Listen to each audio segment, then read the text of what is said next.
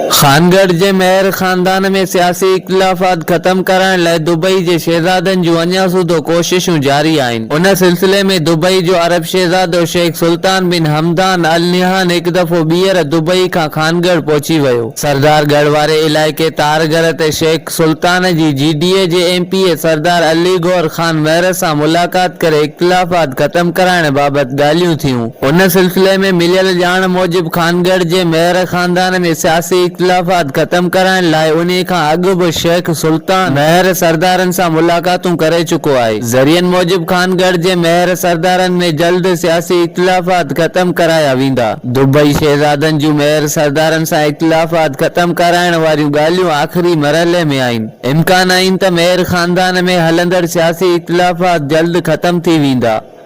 मीर मंठार अली चन्ना, तोंग न्यूज़, कानपुर, महर।